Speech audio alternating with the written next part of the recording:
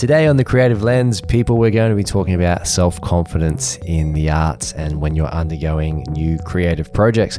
So one thing, how many people out there have go to or would like to do something, whether it's start a YouTube channel, start making music, start making art, and they're like, I just, they have that inner turmoil of, can I do this? Am I good enough to do this? And that's what we're going to be unpacking today, because I think that's a really, you need to be able to wrestle and grapple, for want of a better term, with this idea and concept if you're going to be able to continue to push yourself into something, get outside of your comfort zone, and share what you've got to say with the world as an artist. So, Wade, let's bring you in. How you doing today, man? I'm good. I'd also just like to add that if you wanted to answer that question verbally, please go outside, shout it. Ryan and I will have our ears outside the window for the next week or so, waiting to hear your answers. So, and all homing pigeons if any arrive. So Yep, that's it. That's all cool. But have you ever had an experience, Wade, where like self-confidence has impacted your ability to either start something, finish it, or? Honestly, probably story of my life, to be honest. I feel like everything I've started has been getting into the habit of walking in with low confidence and accepting it. But it's never been a comfortable thing. But when I was a kid, I used to withdraw a lot from that for that reason. But yeah, doing things like getting into the gym, doing martial arts sort of allowed me to constantly go, okay, I'm not confident here, but I'll just step in and give it a go. So yeah, 100%, definitely. What about you? Well, yeah, I think that's a teenage thing. Because most people, as teenagers, I don't know any teenagers who are confident, but for me, confidence, I would consider myself not a confident person in things because I'm not going to go into something that I have zero experience at and expect to be amazing at it. And one thing which gives me a lot of confidence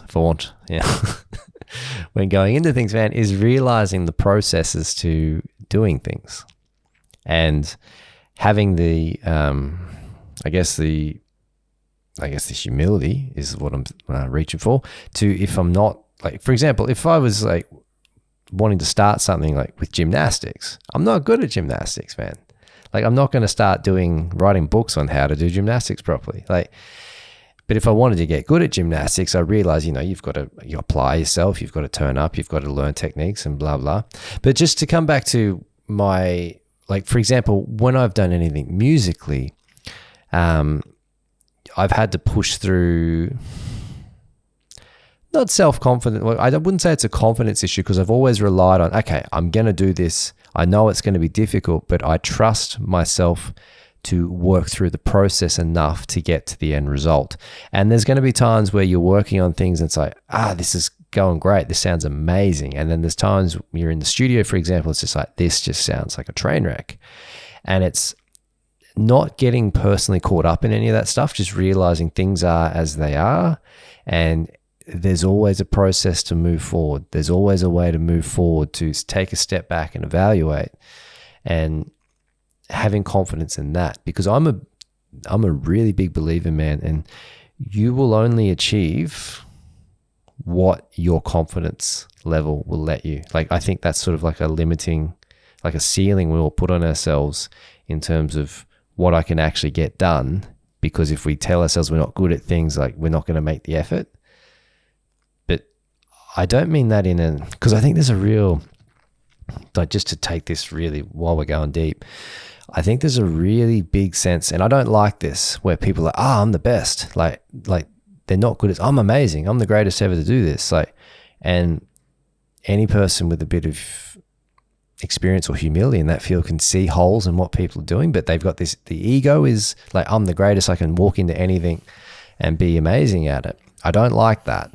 Kanye. I like your words, not mine, Wade. Your words. I don't really follow Kanye, but yeah. No, anyway, I do have something to. Yeah. Anyway, you keep going. I just thought that was. Yeah. I don't disagree with you, but anyway, that all that aside, but I think having that healthy sense of, okay, cool. I know I can do this if I apply said processes, if I devote myself to it, I can do things. Not because I'm anything in particular, without going down that Eastern philosophical route, but just because I trust myself to take actions. And if I take right amount of actions, talk to the right amount of people, the correct people, stay open to life, take inspiration from places, and just know that I just want to, like, from an artistic sense, just express myself. Like, you just got to see what you're doing for what it is and just do the process, take the steps, and then have confidence in that. Not, I'm the greatest thing, I got to do this and it's going to sell 10 billion records and I'm going to get millions of dollars in merchandise, third-party deals and all that sort of stuff. You can't control that. I feel like that's a very tricky way to operate.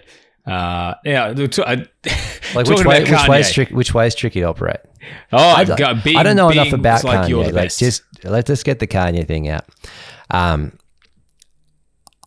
think he's like, because I like a lot of his earlier music. Like, I think he's a great producer. Like, or he produced great music. I don't know how much he had his hands on back in the day. Yeah. I don't think he's the greatest rapper ever to live. That's for sure. Like, but that's just what the hell do I know about rap music? Like, but whatever. Like, people like his music, great, awesome. Yeah. Like, whether if he's that batshit crazy or not, who knows? Like, he might just be a brilliant, like, getting like PR, like a great PR person. He could just be a wanker. You don't know unless you meet him and actually sit down and whatnot. But I doubt me and him are ever going to have the chance to meet anyway. So it's all good. Like, he's doing his thing, whatever. Don't mind. I don't have anything against Kanye at all, actually. I think for some people it works because I feel like when they just have such extreme outward confidence, it's like an affirmation type thing almost. It's like Conor McGregor was the same, although, he's kind of like burnt his bridge now. Yeah, how's that looking? How's that working out? It rarely ends well for those people. I feel like it gets them a meteor. Usually when you hear about it anyway, if it works for them, there's like a meteoric rise. But then I feel like they don't know when to pump the brakes. But a good example of that working would be someone like, say, Muhammad Ali, who was always saying he was the greatest. But when you watch interviews with him and you know that that's him, that's his way of pumping himself up, but he was actually a very down-to-earth and just like insanely intelligent guy. Yeah. And it worked for him. And to be honest, now just hearing him say that, I do believe he's the greatest boxer of all time. He might not be the greatest technician, but that's an example of it working. But at the same time, he also paid a physical price for the sport he went into because he had such belief. He copped so much punishment.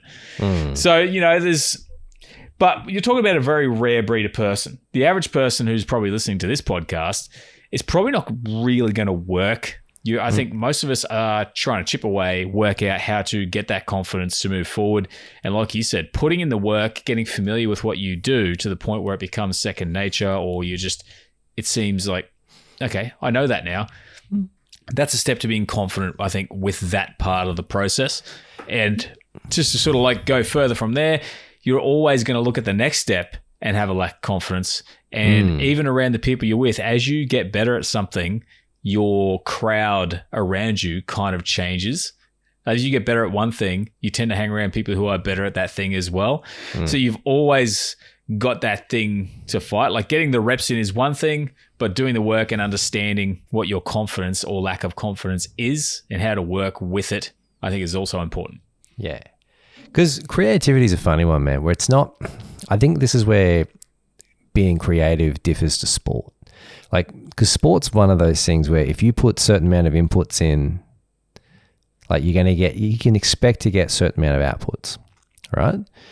Like, creativity and art is different in the sense where sometimes you just get in, like, you fall into this stream of just progression and progress with something.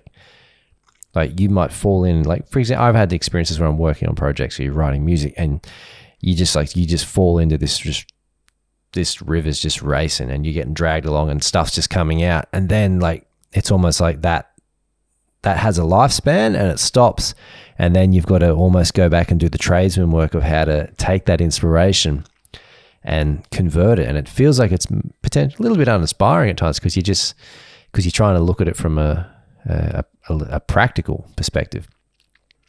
But that's the thing. I think and the art is different, but sometimes you just got to put yourself in those situations where, you can understand that ebb and flow. And when it hits you, like, go with it. But don't expect that is how it's going to run forever. But yeah, man, we've got to tie that into the idea of self-confidence. Yeah, I think too that when you talk about creativity, you got personal creativity and then professional creativity. When it's personal creativity, I think like the idea of just doing what's in your system should become first and foremost, not how good I am at it. Just express yourself through that medium, whatever it is. Just do it, enjoy it. That's the purpose of personal creativity, I think. But yeah, often we talk about professional creativity or content creation or anything like that. Then you're trying to literally use your creativity to please other people. It's I think not that's to a degree. I think that's where a lot of people get into problems with it, is because they look at that as they're seeking external returns. Yes. For something which is really just about an internal expression. Like, you can't, like with this podcast, man, we can't control how people react to it if they've even got this far into the conversation. Like, can't control it. Like, so sitting down trying to think, I got to say this sentence or make this point about how, it's how can you control that? And then if you do, and if you're trying to formulate things so much, it's such an unorganic. I was going to say inorganic, but I'm pretty sure that isn't a word. Inauthentic. Unauthentic. Over unauthenticated. Not very authentic. Yeah. But you know what I mean? Like, it's... Yeah. Yeah, and I think that's the thing. That's where people, like, particularly with music, that's where I've seen people who are like, they want to make $1 million, man. They want to get the cars. They want the watches. They want the chains. And it's like, what happened to you making art, man? Like, yeah. Well, that was another point too, is that people go seeking what other people want and they try to meet that. But what I think people really need to do is sort of go, well, actually, what am I interested in? What do I really want to follow? Because you will get much better at that. And chances are, if you're interested in the thing you're creating, eventually you'll reach other people who are. So there needs to be more personal in the professional, and that in itself is what will eventually get you the audience and, please the other people, in quotation marks, because that is what you're good at and that is what you're interested in. So therefore that's what you're going to excel at. But yeah, when you're trying to craft something to the desire of someone else, where do you even start to look? Because the whole idea of creativity, what really works is being unique. But when you're unique, you can't be broad, really. Yeah, it's 100%. Yeah, I mean, there are you can be to a degree, but I think that shouldn't be the goal anyway. Yeah, you just have to. I think that's a really good point, man. You have to. You just have to accept that this is what you're interested in. That's your path. And you have to just follow that path, and whatever comes out of it is what's going to come out of it.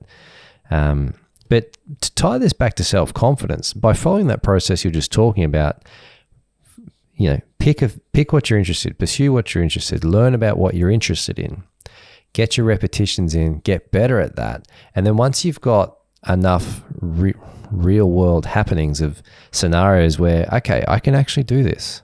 If I do A, B, and C, I can get D. And that's going to give you the confidence to be able to do things. For example, very real world example, like with my YouTube channel, I know I can play guitar really, really well. Okay.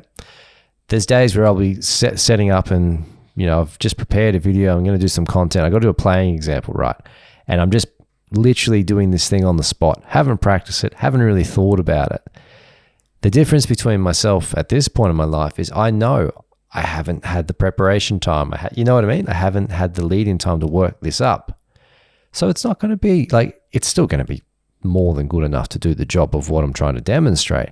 But I know it's not my ability, or don't take anything personally about what's led up to what I don't believe is me playing or expressing myself at my absolute optimum. You understand the process. I understand those circumstances. And I think that's the thing. People just assume it's like, and because of my experience, I have the confidence to put myself in those scenarios from time to time and just, just figure it out. It's all good, whatever. And that's fine. But I think just don't take every single thing to heart. Once you get your reps, you know your levels, you know your skill sets, and then you're going to have the confidence to step into those uncertain situations and get the job done. The other thing too is that you understand that process because of all the time you spent, but also the fact that that's what you wanted to do. Because I know that in school you were playing guitar in school, obviously because you wanted to. If you were to go, okay, people really want to hear this other type of music I'm not interested in, but I'll do it because it makes me some money or whatever. At some point, you might be really good at it, but unless you actually enjoy it and it's coming from you, then the confidence is kind of external as well. Do you know what I mean? Like, because people don't really like you. They just like this thing you're producing. And I used to get that with graphic design where I would build something that I thought that was technically good that I liked, and people will go, no, I don't like that. I like this. And I build something and I go, well, that looks like garbage. And it doesn't really work the way I want it to. And I didn't want to put my name on it, even though it was what people liked and people were like, yeah, that's really good. That's cool. It didn't build my confidence because I did something that was inauthentic to me. I feel like when you're playing guitar, you're practicing in an area that you're like, this is where I want to be. This is the area I want to do. So you get better results because you want to, but I feel like that's the only way to get confidence is to actually do something that resonates to you specifically. Yeah. Because and I think that's the thing. You gotta do what resonates with you specifically, 100%. Look, there's an interesting concept. There's a guy called Lenny Basham who's he's a retired Olympic shooter. He won, I think he was a multiple-time world champion, and I think he medaled. I think he won gold. He might have silvered at one of the Olympics back in the 70s or 80s, but he was like highest of the highest caliber of shooters. And he's got a book called With Winning in Mind. I don't know if it's in print anymore, but I remember reading it, and he's got this concept in there where he talks about triad state, where it's like your self-confidence is like one of the circles, like your self-image, subconscious view of yourself. It's I'm totally butchering this because I should sit down and research this, but it's a very interesting concept for people wanting to learn more about ways in which they can improve their self-confidence, particularly in performance situations whether it's reproducing art, playing music, or just having the ability to make anything, build a business, build art, build a YouTube channel. Lenny Basham. So that's I might be mispronouncing his name. So Bassham. And I can't remember whether it's Lenny or Laney with an L. So hang on, I'm going to Google this. Let's get to the bottom of this. We're not going off half-cocked here, Wade. We're thorough. All right. So just for the audience, while Ryan is looking this up, I'm going to actually sing. Yeah, sorry, dude. Just to touch up. It is Lanny and then Bass. So bass, ham. So two types of meat there. The fish, bass, and then ham. And then the book is With Winning in Mind. I've read his book. I've read it multiple times over the years. Really good. Highly recommend it for people who are looking to improve their understanding of what's going on in those scenarios and improve their outputs and results with creative stuff. Definitely. Yep. I reckon it's a good idea. But also, I just want to mention that you just saved the audience from hearing me sing. And that's a good thing. Yeah, there you go. I actually have there's another thing I want to mention too, that we keep talking about the process and the confidence in the process. But the other thing too that builds confidence is I always say to my wife, she's like, maybe she would say, how do you just jump in and do a lot of stuff? Like, because I do try a lot. I wouldn't say I try a lot of new stuff, but when I do try stuff, I'm just like, I'm just going to show up. And I say, well, I just have faith in myself in the sense that I will work it out. And it's not that it's as simple as having faith in yourself, because, if that was the case, you'd just go, well, now I have faith in myself, and you wouldn't have to worry about it. But the idea of not just getting confident in the process, but if you get nervous and you have trouble trying something new, then try to get into the habit of trying new things to come up with your own mental process of how you're going to approach it mentally and gain confidence in the process of trying new things, and think about not just the thing itself. So being confident in doing things you're not familiar with by constantly going, well, I'm going to do this thing I'm not familiar with. And one thing I always do is I go, okay, what's the worst case scenario? What is the absolute worst thing that could happen?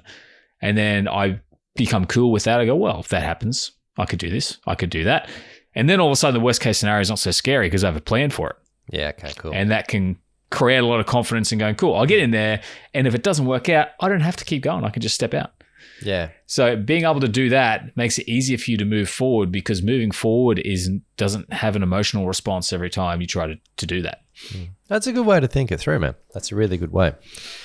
Look, one thing because I've had experiences, man, where I was starting out as a musician, particularly when I first entered uni, and like, man, I can't tell you the amount of times, man, where I've left gigs or I've left performance situations, and you just haven't hit the mark, and it wasn't through a lack of effort, but it's just, if anyone has ever been through that situation, if you just keep persistent, like you get to the point where you will arrive with self-confidence. You will be able to get there, and it's just through experience, and it's just every single setback you get, like if you just continue to turn up, like there's going to be hard. And look, I'm certain I'm going to encounter scenarios moving forward.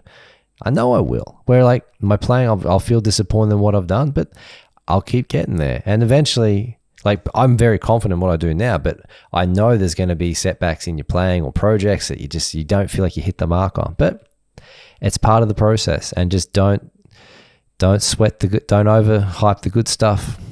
You're not as bad as you think you are. Just keep turning up, doing the process, and the results will take care of themselves. Like eventually, if you keep doing the inputs, you will get what you want. Have confidence in that. Also, the old cliche of learning from failures. Just because I remember when I was probably graphic designing for maybe 10 years, and I did this project called 30 Logos in 30 Days, which as a graphic designer, if you're doing proper high-end logos, you are spending days, weeks, sometimes months on a logo. So essentially I did 30 logos, 30 days. And the process itself, I learned a lot about my process doing that. But on top of that, I actually submitted it to Reddit, and they all tore me to shreds, all these graphic designers saying, you can't create 30 logos in 30 days. That's impossible, and all this sort of stuff. And these are all crap. And man, gutted, absolutely gutted. But you know what's funny about that is there's two things that happened. Is one, I took it to heart, but I felt like I was a poor, really bad graphic designer. So I went out and I tried to learn more, and I got way better, to the point where all of a sudden now people are like, hey, yeah, that's a great design. So I actually grew a lot from that experience and became a lot better, and that gave me confidence. But also I was able to take... You can actually get up to the microphone. Knowing that you can actually go through hardship and take it the right way and get better. Yeah, cool. Yeah. But the other thing too is I also took a big step back, because you look at the whole scenario and you go, well, actually, and I wasn't even that bad to begin with, because these were all people who were consuming content about graphic design, and there's the popular narrative of what it should be. But the fact is, most logos ever designed in business, 99.9%, are designed in a couple of hours, because most businesses are not multi-level, multinational corporations. You're talking about guys with mowing businesses, with plumbing businesses, guitar teaching businesses, who don't have the resources. So most graphic design is going to be presented with someone on a strict budget. I mean, not most, but most logos in the world, you have to pump them out quick. You have to go, cool, I've got a few ideas, pump them out. What do you think? It was very unrealistic to think that way, but now I'm even better because of that, because I can do both. Yeah, cool. Sorry to cut you off, man, but this funny story in terms of graphic design, I heard this guy one night. It was after dinner, and he's like, I'm feeling as lazy as the man who invented the Japanese flag. Just like dot. Yeah. But the thing is, something doesn't have to be like a million man hours to be effective or good. My logo for Creator Impact, a lot of people have said, hey, that's a cool looking logo. That works. But literally, the idea popped in my head one day for it, and I sat down. I had it done in 20 minutes. Yeah. And it's just a very successful logo for what it's been able to do for my brand. And a lot of people I've got a lot of positive feedback about that logo. Yeah, there you go. Yeah, I'm looking at it now, man. It's a good logo. Yeah, I've spent more time on other logos that turned out substantially less effective. Yeah, cool, man. So it's about the quality of the work, and that just takes time and reps and experience to get confident at. And sometimes you'll do great work when you're not confident. So just remember, confidence does not equal quality always. Sometimes quality will just come from your work even when you're not confident. Sure, 100%, man. And yeah, you don't know, like, yeah, I agree. You've wrapped it. You've hit the nail on the head there, dude. So let's wrap this one up, Wade. Where can the good people find you? Oh, well, search for Creator Impact. It's got a beautiful logo. Search for that. YouTube is the main space you'll find me. Otherwise, I have a website, creatorimpact.com. Otherwise, I'm on all the socials apart from TikTok, because TikTok is the devil. Not really, but that's where you can find me. What about you, Ryan? Yeah, man, are they the devil? I don't know, man. I don't muck with it. But at HPM Guitar is my YouTube channel for all my guitar content with lessons and tutorials, play-alongs, all that sort of stuff. And then the website is www.hpmguitar.com. So take confidence, people. Keep making progress in your creative endeavors. If you have any questions, shoot them in. We're happy to get back to you guys via email, or maybe even make other episodes about it. Cool. Have a good one. Catch you on the next episode. Have a great day, guys.